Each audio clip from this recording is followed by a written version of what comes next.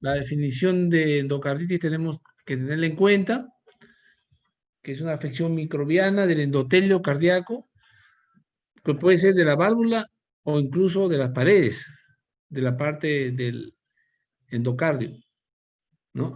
Puede comprometer válvulas nativas, como una prótesis, y constituye la cuarta causa más frecuente entre las enfermedades infecciosas con riesgo de vida. Eso hay que tenerlo en cuenta siempre. Epidemiológicamente, ha cambiado la epidemiología y el perfil epidemiológico y microbiológico. Esto por diferentes alternativas terapéuticas y antibióticos de última generación que van saliendo. No obstante, ello sigue constituyendo una enfermedad grave que pone en peligro la vida. De ahí la importancia de poder reconocerla en pacientes con riesgo y sospechar rápidamente esta enfermedad para poder ser tratado a tiempo. La lesión característica es una vegetación, ¿no? Como su nombre dice, vegetación es como un coliflor. ¿No conocen ustedes el coliflor, esa verdura parecida a ello, ¿no? Con múltiples verrugas, donde los microorganismos más frecuentes son las bacterias, pero también pueden haber hongos. Se habla de una incidencia de 5 a 100.000 habitantes por año.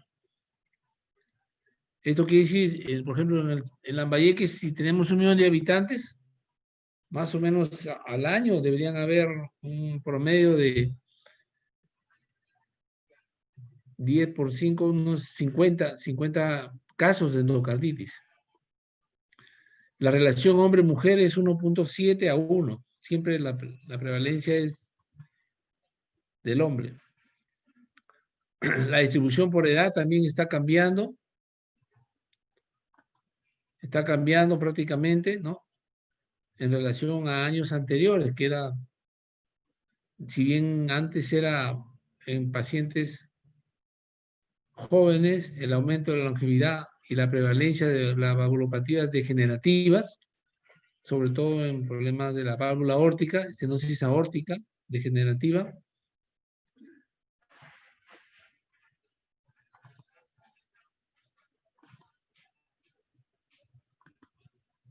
Ha condicionado a que tenga mayor afección ese grupo de pacientes. Aparte de ello, la colocación de prótesis valvulares, mayor exposición a bacteriemias nosocomiales han aumentado la edad de presentación. No obstante, bueno, en nuestro país no es muy prevalente la drogadicción endovenosa.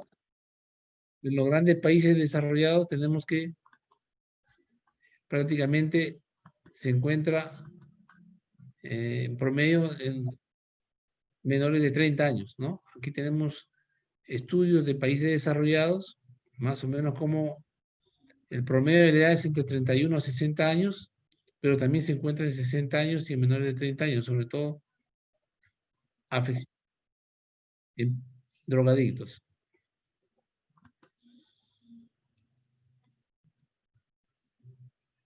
Si bien puede afectar las válvulas, pero también puede afectar defectos ventriculares, como comunicaciones interventriculares, defectos auriculares también, entre ellos el más frecuente es el CIA tipo ostium primum. En el CIA tipo ostium segundo prácticamente no se ha visto mucho, no es raro sinceramente les digo, pero también puede comprometer cuerdas tendinosas, músculos papilares, el miocardio, y si hay dispositivos en el paciente como catéteres, ¿no? Por ejemplo, de marcapasos o de cardiodefibriladores, también puede ahí sembrarse las bacterias. Hay que ver que hay factores predisponentes que condicionan a ello, ¿no? Cualquier enfermedad estructural cardíaca, como por ejemplo el prolapso de la válvula mitral. Ya ustedes saben que el prolapso de la válvula mitral es una enfermedad congénita que se hereda, es más frecuente en los países desarrollados.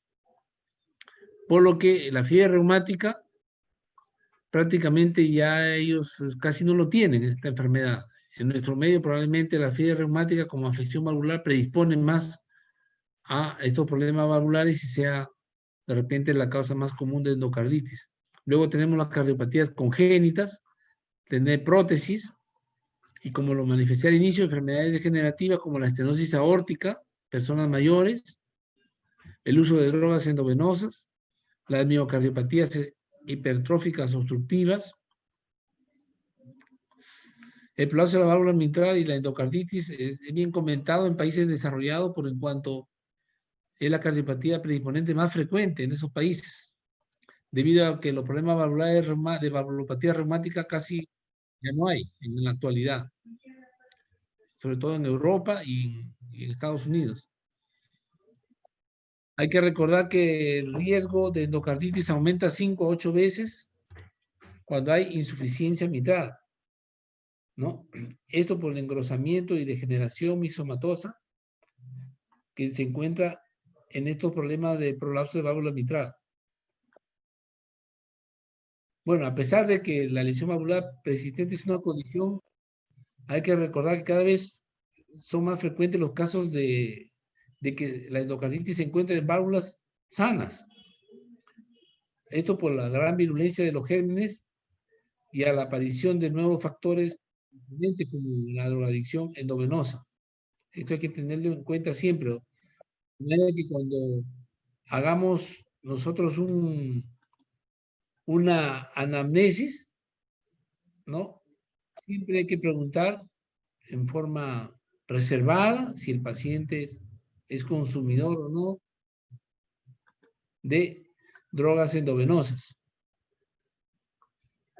Aparte de ello, también hay factores de riesgo independientes que condicionan a hacer endocarditis, como la mala higiene dental, ¿no? De ahí la importancia, inclusive cuando uno hace un examen físico, ¿no? Revisar la boca rápidamente, ¿no? Si hay predisposición a una endocarditis, como tener dientes cariados, a un diente en estado avanzado de caries, se puede encontrar eso, hay que tener en mente siempre. Si el paciente está en hemodiálisis, igualmente. Si el paciente tiene diabetes, paciente con SIDA, ¿no?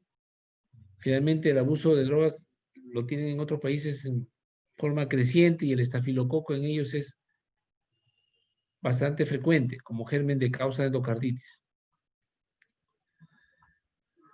Luego de ello hay que tener en cuenta que existe endocarditis infecciosa en pacientes con prótesis valvular, ¿no? Prótesis valvular, sea biológica o mecánica. El haber tenido un episodio antiguo de endocarditis también lo predispone como un paciente de alto riesgo. Una cardiopatía congénita compleja, como por ejemplo tetralogía de Fallot. Un shunt sistémico pulmonar, de igual manera también. De moderado riesgo, un ductus o un ductus arterioso, un CIB, un CIA ostium primum, la coartación de aorta, la aorta bicúspide, la miocardiopatía hipertrófica obstructiva, valvulopatías adquiridas, prolapso de la válvula mitral con insuficiencia son de moderado riesgo. De bajo riesgo es CIA ostium secundum, CIA con CIB o ductus que tenga más de 6 meses de reparación. Un soplo inocente en niños y un soplo inocente por eco en la población adulta de igual manera. ¿Qué válvulas cardíacas son más frecuentemente en orden de afecciones? Tenemos que la válvula mitral es la más frecuentemente afectada, de hasta un 45% en los grandes estudios. Le sigue la aórtica hasta un 36%. Muchas veces mitral y aórtica también condiciona, ¿no? Como es hasta un 35%. La tricúspide mucho menos y la pulmonar más alejado.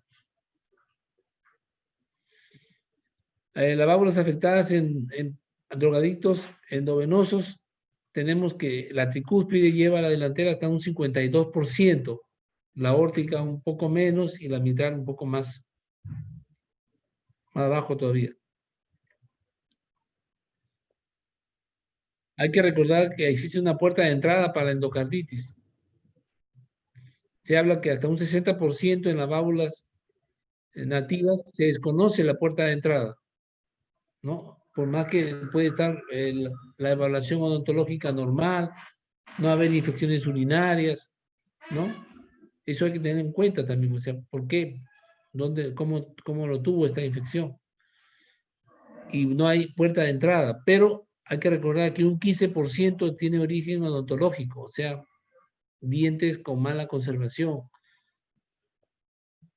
5% génito urinario, o sea, infecciones urinarias. Vean ustedes todas estas características, dónde puede estar la puerta de entrada.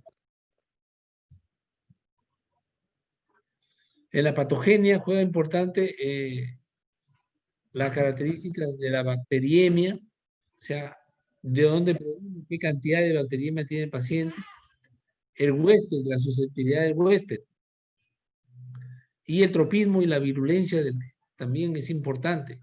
¿Hasta qué punto? Yo creo que en toda infección esto es un trípode que se repite. ¿Por qué en la actualidad, por ejemplo, haciendo una comparación en el COVID, algunos son más susceptibles y otros no? Pues ya epidemiológicamente de las enfermedades infecciosas se está viendo que esto es importante, el tropismo, el huésped y la bacteriemia. Todo esto es, ahora se habla de la carga viral. La carga viral. Bueno, es para hacer una comparación nada más.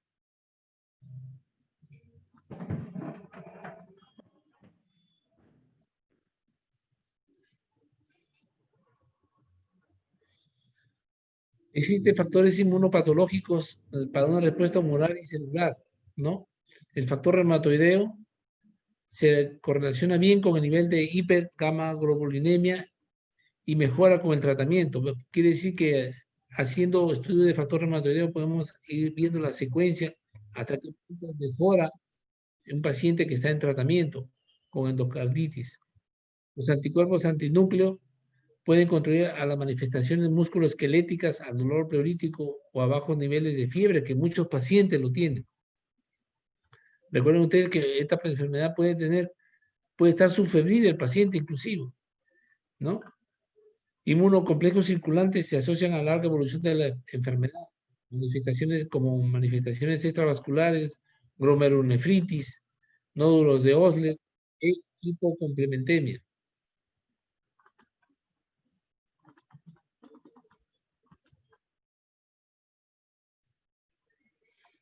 ¿Qué factores hemodinámicos también favorecen a la endocarditis?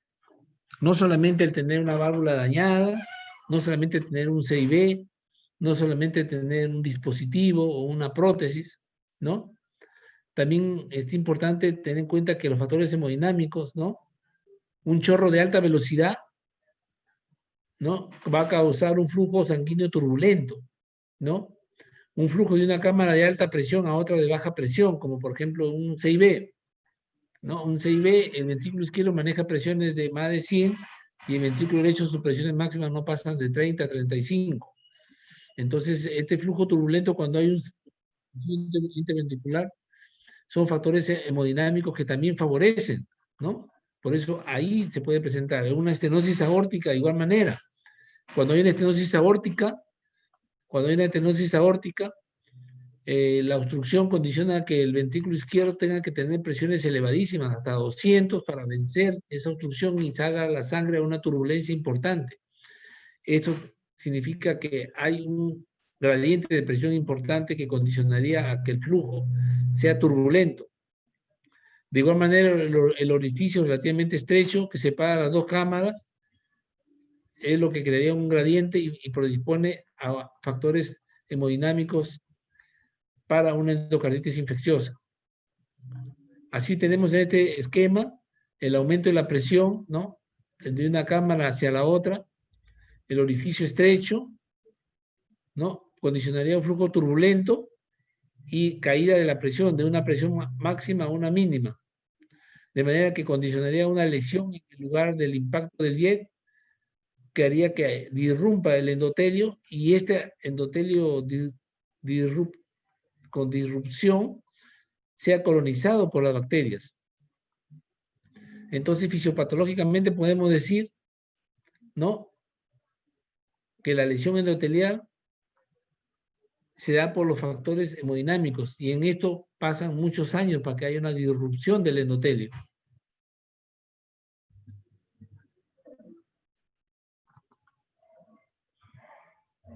Esto condiciona a una presencia de inmunocomplejos, ¿no?, con depósito de fibrina a ese nivel donde está prácticamente el endotelio con disrupción. Y inicialmente se formaría una endocarditis trombótica no bacteriana por el acúmulo de muchos trombos. Por otro lado, las maniobras que producen traumatismo de la piel y o mucosas, como problemas dentales, o la drogadicción, sería el foco séptico que iniciaría en este grupo de pacientes, con lo que condicionaría una bacteriemia transitoria. Vean ustedes, ¿no?, de estos focos sépticos, por ejemplo, el drogadicto que se inyecta con jeringas en mal estado, un traumatismo de la piel, una infección urinaria, ¿no?, una caries dental mal controlada. Todo esto condicionaría que la bacteriemia haría que mucha adherencia y colonización prácticamente de todo este trombo que se está formando al inicio. Al mismo tiempo, esto prácticamente condicionaría con el tiempo a una vegetación ya séptica. Este trombo se llenaría de muchas bacterias y sería una vegetación séptica, la que con el tiempo destruiría la válvula, si está sembrada una válvula, se dice, y produciría manifestaciones cardíacas, como vamos a ver en el transcurso de la charla. Por otra parte, la vegetación séptica produce una bacteriemia persistente, ¿no?, y puede producir metástasis séptica, o sea, esas vegetaciones migran, ¿no?, hacia otros lugares. De igual manera, forma inmunocomplejos y condicionaría vasculitis y glomerulonefritis y una esplenomegalia como una respuesta inmunológica. Y todo ello al final condicionaría a manifestaciones extracardíacas, que lo vamos a describir. Pero no solamente a nivel de la piel, a nivel de riñón. También esta vegetación séptica, si es de mala suerte, pues puede embolizar, y está en la válvula tricúspide hacia los pulmones. Si está en la válvula aórtica, hacia el cerebro, y formar abscesos como consecuencia de una endocarditis. Vean ustedes todo lo complejo que puede manifestar una persona que tenga predisposición, ¿no?, a una endocarditis, y producir por los aneurismas micóticos.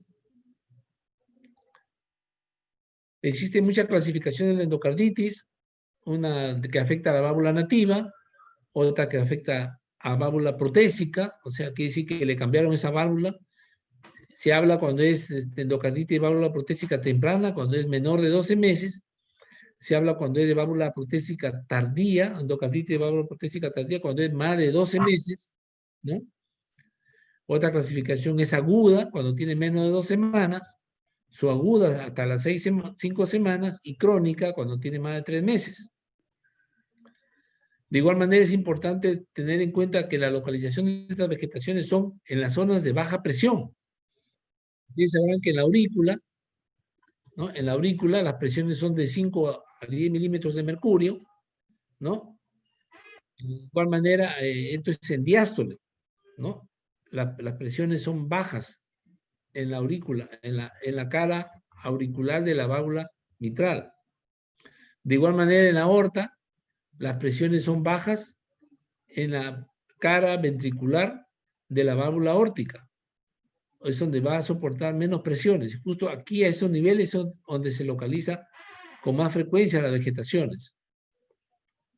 Acá tenemos ejemplo, ¿no?, de la válvula mitral, donde están las vegetaciones prácticamente a nivel de la cara auricular, ¿no? Acá hay otro ejemplo de la válvula aórtica, ¿no?, prácticamente también con afecciones múltiples, verrugas. Aquí hay otra afección de una prótesis, ¿no?, que ya fue extraída infectada. Y aquí hay una secuencia, ¿no?, en donde la vegetación puede migrar, vean ustedes, ¿no?, de una válvula afectada por una endocarditis y viajar hacia el cerebro, ¿no?, produciendo una embolia cerebral. La etiología, pues existen muchos gérmenes que pueden producir la endocarditis. Hay que resaltar solamente aquellos capaces de producir endocarditis como agente causal más probable. Atendiendo a la clasificación que acabamos de realizar en el apartado anterior, podemos encontrar que los gérmenes más frecuentes son estreptococo para una endocarditis subaguda o una endocarditis valvular protésica tardía, o sea, más de 12 meses. Estafilococo es más frecuente en una endocarditis aguda o en una endocarditis valvular protésica de válvula temprana, antes del año. Y el estafilococo también es más frecuente en drogadictos, ¿no?, adherentes por vía parenteral. Los gram negativos son más frecuentes en la aguda y también le siguen en drogadictos endovenosos.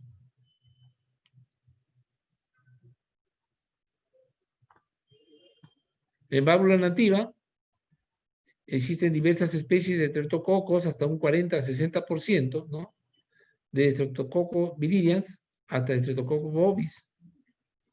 Y esto se suele asociar muchas veces a la presencia de pólipos o neoplasia de colon. Tras el estreptococo está el estafilococo aureus, que representa hasta un 40%, que es bastante sensible a la metilcilina. Es frecuente que produzca la destrucción de la válvula debido a su gran agresividad. Recuerden este germen, estafilococo aureus. Finalmente, los enterococos representan hasta un 10%, sobre todo cuando ha habido una manipulación urogenital. Entonces, conforme van viendo ustedes acá, ¿no?, los gérmenes pues se pueden presentar en prótesis válvula nativa por el tiempo. Acá tenemos en válvula protésica precoz, el estafilococo epidermis representa hasta un 70-90%. Menos frecuente los estafilococo aureus, bacilos gram negativos y hongos. Sobre la válvula protésica en forma tardía, prácticamente tiene un espectro similar a la válvula nativa, o sea, cuando ya ha pasado más de 12 años de operado o cambio de válvula. En adictos a drogas vía endovenosa, el microorganismo más frecuente es el estafilococo aureus, sensible a la metilcilina, y hay que recordar que los hongos también están acá involucrados, ¿no? Y le sigue la Pseudomonas aeruginosa, sobre todo en adictos a la pentazocina, bueno, pero adictos que muchas veces, bueno, en nuestro país no tenemos muchos estudios sobre ello, pero son estudios de países desarrollados. ¿Cómo hacemos la evaluación diagnóstica para un paciente con sospecha de endocarditis? En primer lugar, por los signos y síntomas. Luego hay que ver la localización de la infección, si es de cavidades izquierdas o derechas del corazón. Determinar si la naturaleza de la válvula es nativa o protésica y por la agresividad del microorganismo. Las manifestaciones clínicas de las vegetaciones van a estar, si es bacteriemia con alteraciones sistémicas, van a haber síntomas de sepsis. Si es infección local de las válvulas con formación de abscesos o fístulas o bloqueos, pueden ir hacia una insuficiencia cardíaca. Si hay fragmentación de estas vegetaciones, van a formar émbolos que van a ir hacia el cerebro o hacia el pulmón. Y si hay formación de inmunoglobulinas,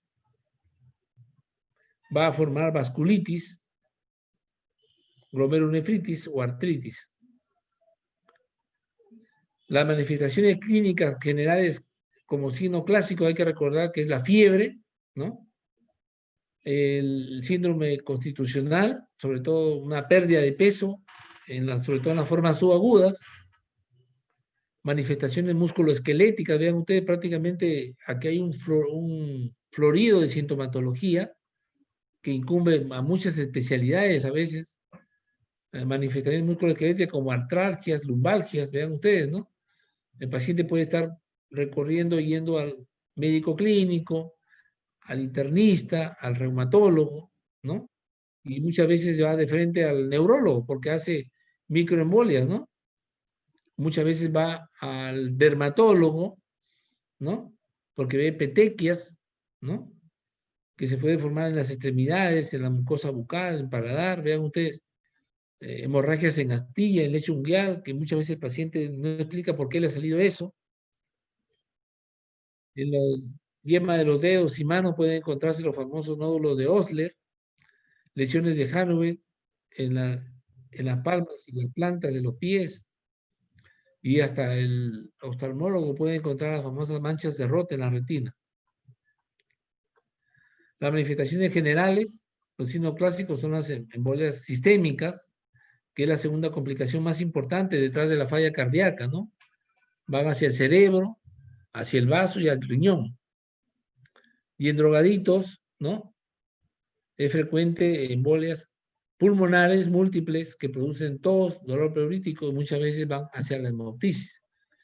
De manera que si ustedes analizan, pues es un paciente para aprendizaje desde el punto de vista clínico de casi un buen grupo de especialidades, ¿no? Que pueden ir pensando solo en el corazón, que es cardiólogo, pero puede ir hasta el dermatólogo.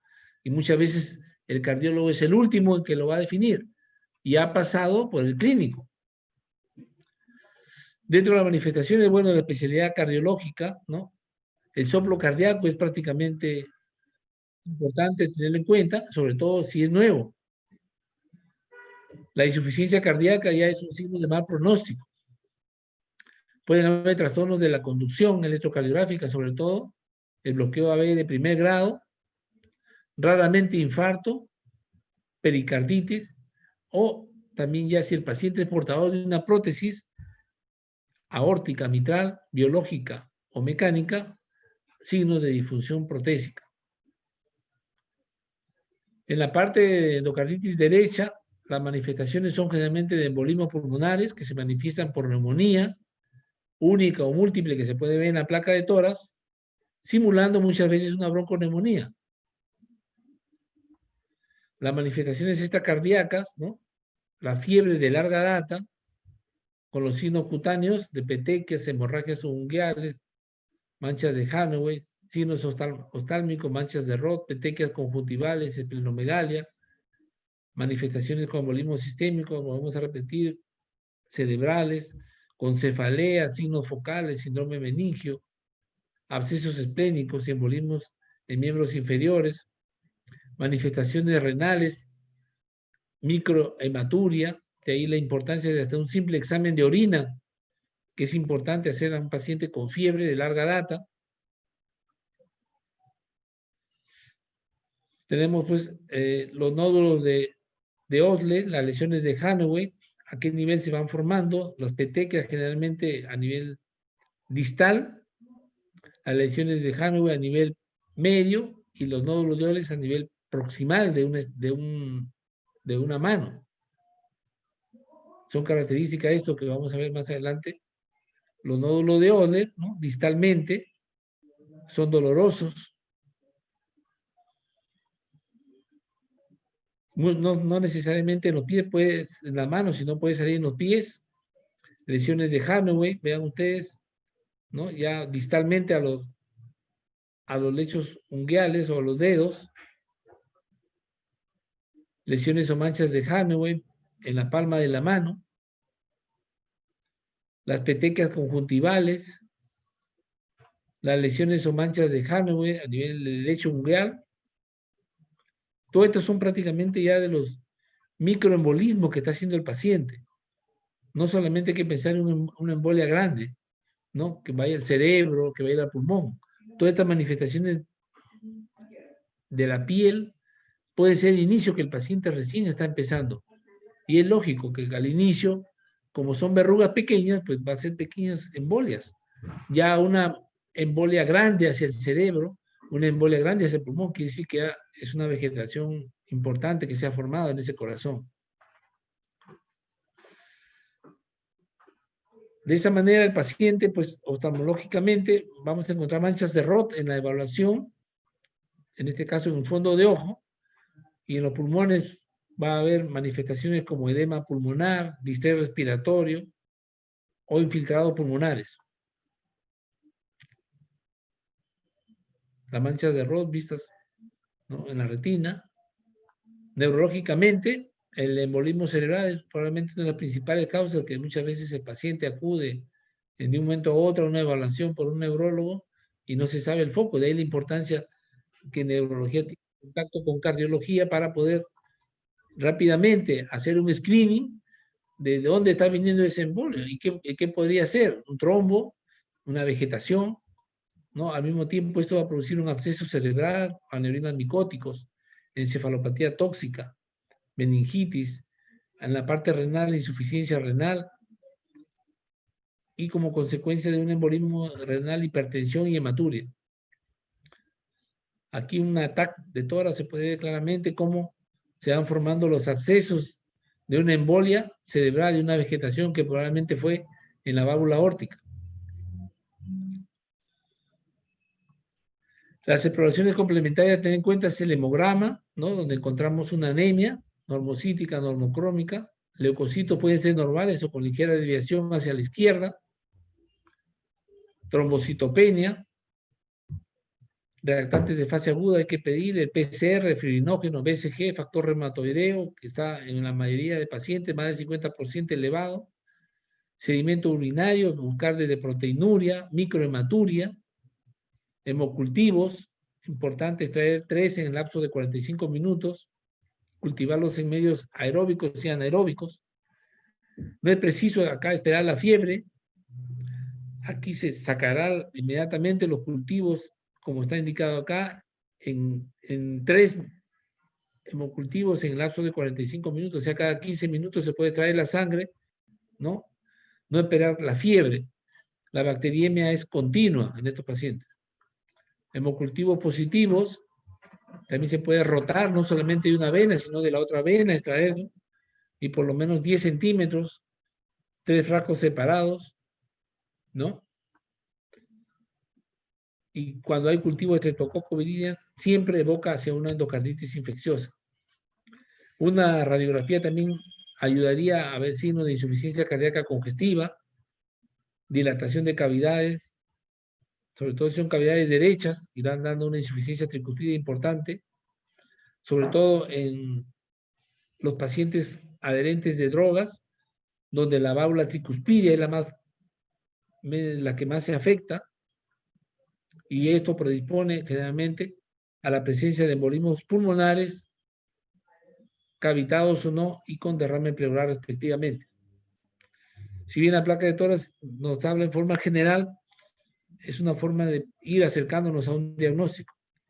El electrocardiograma generalmente puede ayudarnos a hablar sobre un bloqueo de primer grado, pero si avanza la infección con la formación de trombos, ¿no?, sobre todo a nivel del nódulo auriculoventricular, pueden producir bloqueos de alto grado.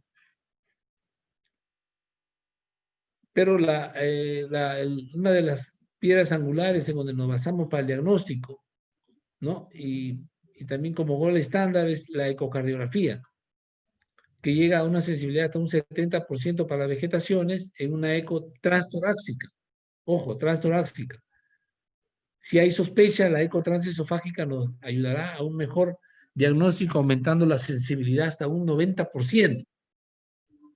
Aunque vegetaciones menos de 2 milímetros, o sea, cuando recién está empezando, no ayuda mucho la ecocardio, así sea transesofágica.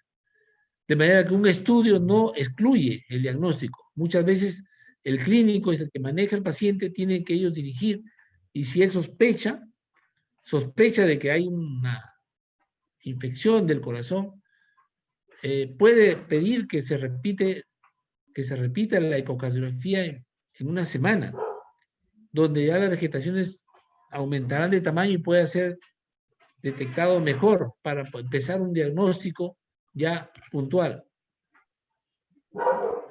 De igual manera, la ecocardiografía es útil para indicar el tratamiento quirúrgico, porque no solamente va a diagnosticar las vegetaciones, sino las complicaciones que pueden haber en una endocarditis, como el absceso perivalvular, rotura de cuerda, fístulas, absceso miocárdico, siendo muchas veces la resonancia magnética más sensible, si es que el paciente está estable y pueda ir a un resonador para hacer el estudio. Pero muchas veces estos pacientes los tenemos casi inestables y no podemos sacarlos de la unidad de cuidados intensivos o cuidados cardiovasculares, y ahí se tiene que hacer el diagnóstico de la mano con esta herramienta de ecocardiografía que tenemos a la mano, ¿no? Donde podemos encontrar, vean ustedes acá, una vegetación importante de válvula tricuspidia, de la válvula mitral, de la válvula tricuspidia, ¿no? De la válvula mitral, vegetaciones estas que prácticamente han sido aquí de la válvula aórtica, ¿no? Válvula tricuspidia, una eco transesofágica, válvula mitral, para ver vegetaciones que prácticamente sería difícil con cualquier otra herramienta hacer un diagnóstico tan rápido como es la ecocardiografía. Aquí una vegetación de la válvula aórtica, ventrículo izquierdo, acá está la aorta, aurícula izquierda, aurícula derecha, ventrículo derecho.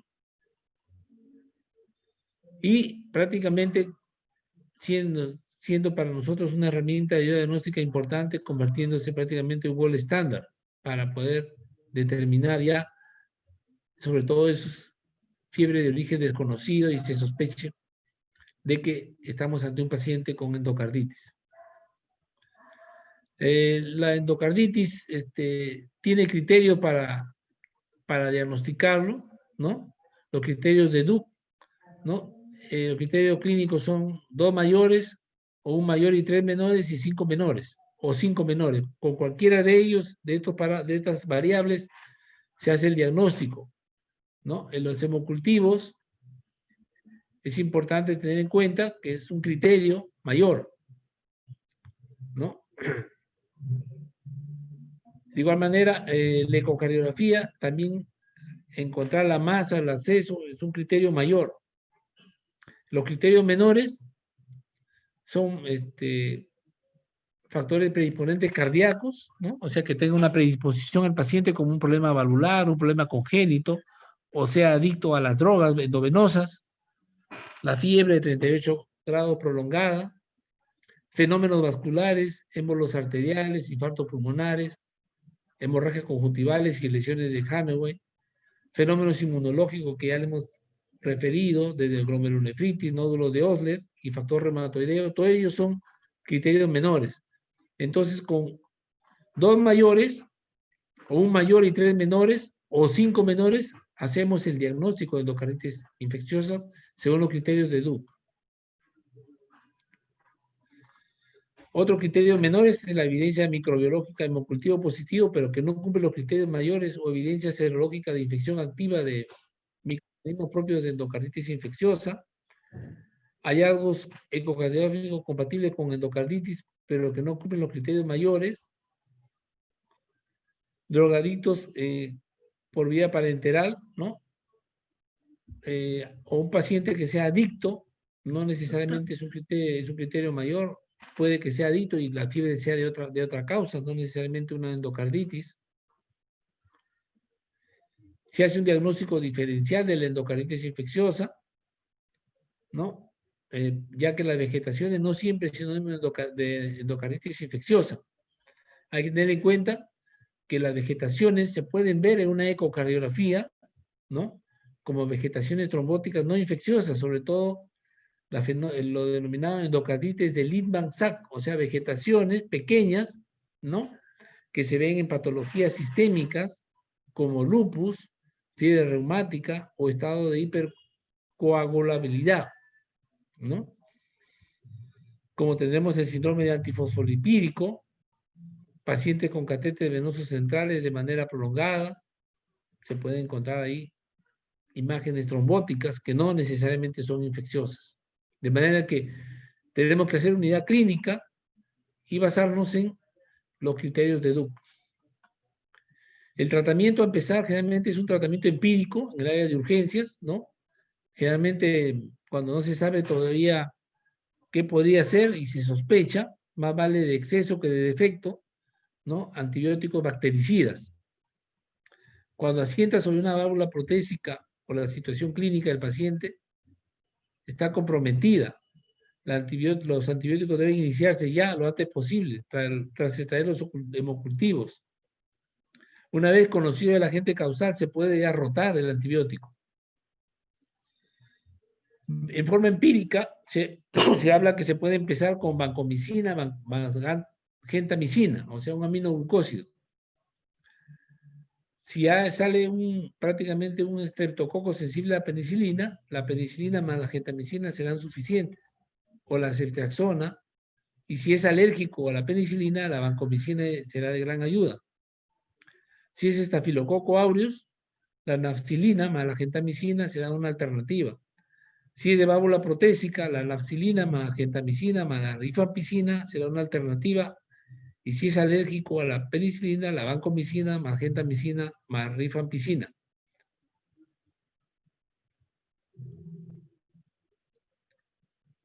Muchas veces la endocarditis no queda ahí porque puede ya haber una afección cardíaca importante, ¿no?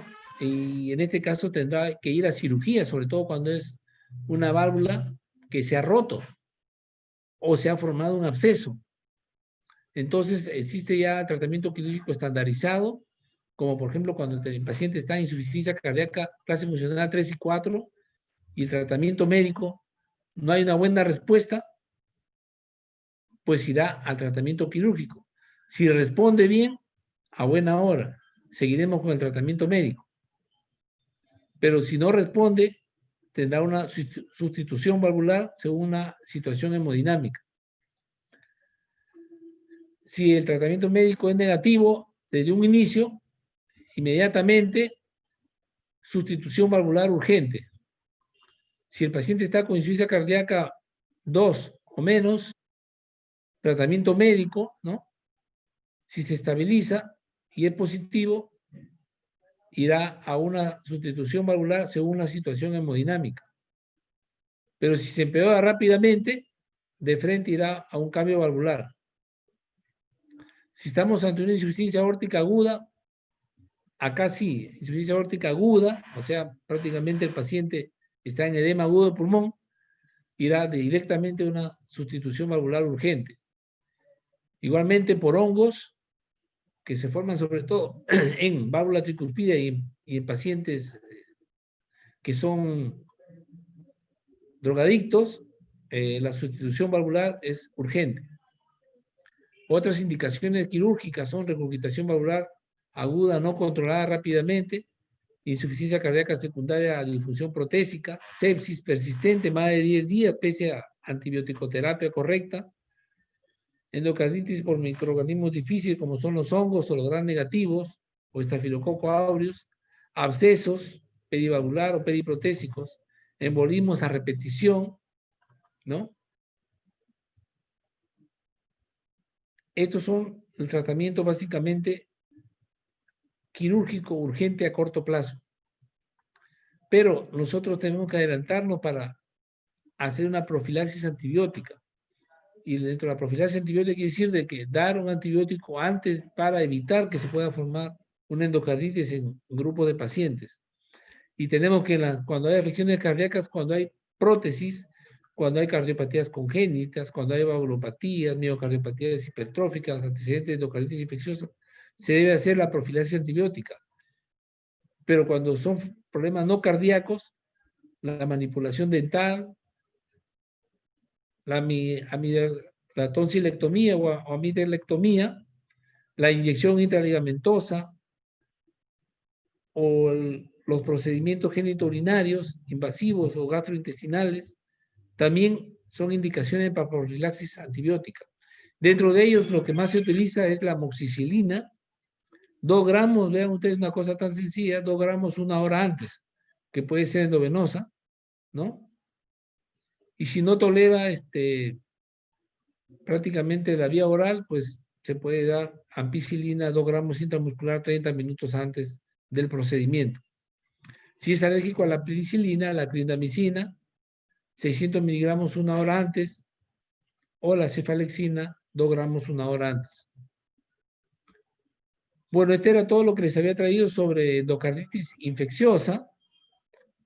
No sé si hubiera alguna pregunta, ya que estamos prácticamente con el tiempo que corre. Doctor, Sí. los criterios eran 2, Mayores. 3 y 5, ¿no? Claro. Bueno, 2 mayores, o un mayor y dos menores, o 5 menores. Así es. ¿Cómo lo puedo volver a repetir? 2 mayores, ¿no? 2 mayores, Ya. acá están 2, un mayor y 3 menores, o sea, o 2 mayores, o un mayor y 3 menores, o 5 menores. ¿Está claro? Sí. Ya, Perfecto. gracias, doctor. ¿Otra pregunta? Doctor, buenas noches. Una pregunta. Sí. Bueno, respecto al diagnóstico de endocarditis, aparte de los criterios, ¿cuál sería la técnica más apropiada? ¿Una eco o una resonancia? Porque manifestó que se utiliza la eco, pero más sensible la resonancia. Bueno, para algunas cosas la resonancia ha ayudado bastante, como un absceso. Pero la verdad es que, según también la cosa de que lo que le dije de inicio, lo que uno hace, da clases, ¿no? Y lo que le hace, ¿no? O sea, esta es mi parte de nosotros. La ecocardio, para los cardiólogos es prácticamente el estudio, no le puedo decir gol estándar, pero ese es por donde nosotros más hemos hecho diagnóstico, y más la ecocardiografía transesofágica, que es como una endoscopía. Muchas veces la eco transtorácica, a veces se queda limitado porque el paciente puede estar en una unidad de cuidado crítico, puede estar inestable, no hay buena ventana ecoacústica, entonces tenemos que hacerlo la ecocardiografía transesofágica, que es como una sonda de una endoscopía. Entra a través uno de la boca, entra la sondita, y a través del esófago se va a mirar el corazón, ¿no? Y se va a ver más directamente la vegetación, y con mayor claridad. Se va a explorar bien las válvulas, ¿no? La verdad que hablar de eso sería hablarles de posgrado, ¿no? Pero para que tengan una idea nada más, que ustedes como pregrado deben saber de que la ecocardiografía transesofágica pues es la que tiene más sensibilidad. Pero recuerden que si son de 2 milímetros no se los va a ver, ¿no? Entonces ahí viene el criterio clínico. No hay nada, entonces ya se acabó todo, vaya a su casa, ya es una fiebre que le va a pasar, fiebre de origen viral, no, ni hablar. El clínico tiene que ser, yo siempre admiro mucho al clínico acucioso, como un investigador que no sé, que para él a veces uno se pone un poco medio paranoico, ¿no? De que aquí hay algo más. Y no me convence, no lo ha visto ahí, pero yo le repito en una semana otra vez, y nosotros lo hemos comprobado. A ver, la semana otra vez, no, y hazle otra vez transesofágica, ya vamos a hacerle, doctor, otra vez transesofágica, con todo lo que es. Y ahí a veces estás comenzando a sembrar. Ese es para que tengan una idea de esta enfermedad, que como ustedes han visto, bueno, se ha visto desde problemas de piel hasta problemas pulmonares, cerebrales, ¿no? Y hay que tener en cuenta siempre, empezando desde una anamnesis, ¿no? Viendo qué tiene, qué le molesta, revisándole desde los dientes, como decía un familiar, el médico debe ser minucioso, el clínico, a ver sus dientes, cómo están mal conservados. Y está haciendo fiebre. A ver, vamos a ver, lo estoy ocultando, tiene un soplo.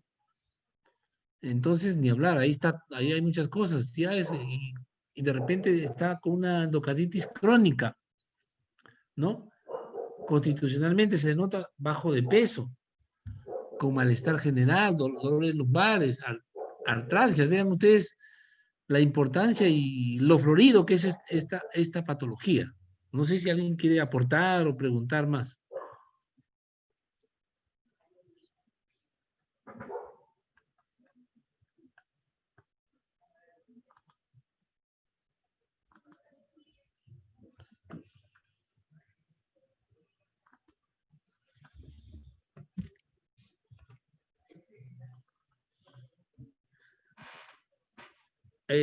¿Me escuchan? Sí, me han escuchado, creo, ¿no? No sé si ha sido una revisión que hemos tratado de comprimir de varias revisiones y tratar de encajar una hora para que ustedes tengan ya más que una sola. Resumiendo, entonces tendremos que la endocarditis es una afección, ¿no? Recuerden que también endocarditis puede ser en las arterias, y ya cambia el nombre y se llama endarteritis. Ojo, por ejemplo, le han hecho un cateterismo y para mala suerte algo pasó, ¿no? O sea, de repente la manipulación de la arteria, de la pierna, y se infecta la arteria. Eso ya se llama endarteritis. En este caso, endocarditis, ya por la agregación de carditis, pues afecta no solamente la válvula, sino también las paredes, puede afectar también las cuerdas, puede afectar el músculo papilar, ¿no? Y en ello hay una predisposición, ¿no? Del germen, del huésped y de las características de comportamiento de estos gérmenes. Y es una enfermedad, pues, que puede ser aguda, que a buen tiempo alguien lo determina, y dice, no, que hay un soplo, ¿no? El paciente está poniendo malo. Pues rápidamente el germen le está destruyendo la válvula, y entonces no quiero su eco. Pero puede ser también un paciente que esté muchas semanas, hasta 3 meses, vean ustedes, y hacerse crónico, ¿no? Está ahí, sí, tiene fiebre, lo está viendo el internista, después pasó por el neumólogo porque tenía tos con otitis, y pasó por el dermatólogo porque le salían esas lesiones de Haneway, ¿no?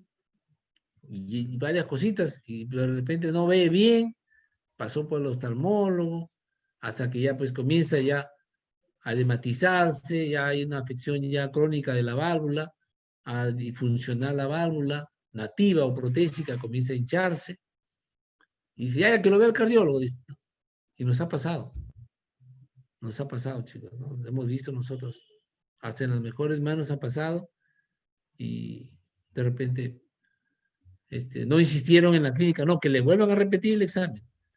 No, tu eco transtorácica, no me confío, hazle eco transesofágica, yo quiero transesofágica, no quiero transtorácica. Y los hemocultivos, de repente también pueden salir negativos. Recuerden que, bueno, hace años no había el hemocultivo como ahora hay, con removedor de antibióticos, que hay que preguntarle a su profesor de microbiología, ¿no? A su profesor de infecciosas, ¿no? ¿Qué quiere decir? De que si el paciente está tomando un antibiótico, ¿no? Puede esconder un germen, pero si lo hacen con removedor de antibiótico, será más claro para aislar en un hemocultivo qué tipo de germen. Bueno, si no hubiera más preguntas, bueno, y luego con todos estos criterios que sean, o sea, al final, los grandes científicos, ¿no? Se han puesto de acuerdo mejor en hacer criterios de Dux, ¿no? Porque tanta sintomatología, ¿con qué hago mi diagnóstico, no? Entonces, no. Criterios mayores, criterios menores. Tratamiento empírico, van viendo ustedes cuál es, y ya si sale un germen especial, ya y con su sensibilidad, pues se inicia, ¿no? Bueno, si no hubiera más preguntas, yo sé que tienen clase, voy a quitar nomás el tiempo que hemos hecho. Ya es difícil a veces, como le dije, a 2:45 estamos muchas cosas de nuestra actividad regular, lo que estamos haciendo actividad hospitalaria, y no estamos en licencia, ¿no? Por factores de riesgo, no estamos en ello y tenemos que ir al hospital, pues salir 2 de la tarde es un poquito, y uno sale como le decía a su delegado Escalante, o sea, sale llega a su casa y se hace un sermón para sacarse toda la ropa, bañarse, hasta que de 2:45, pero para hoy día sí, bueno, era un poco más difícil. Ya el resto de martes y jueves, mañana también empezaremos a la hora que está programada, 2:45. No sé si ha llegado a todos, bueno, pero ya ha llegado a todos, creo, la parte de... Han podido entrar al link de la misma aula virtual, ¿no? Directamente. La programación la han visto todos, Sí, ¿no? doctor, creo Mañana que máximo, la mayoría ha logrado ingresar desde el aula virtual. Sí. mañana entonces máximo a las 3 haremos la simulación. Ya hemos conversado de que el grupo M21 va a ser urgencia, ¿no? Va a leerme bien lo que van a preguntarme, cómo es la urgencia, ¿ya?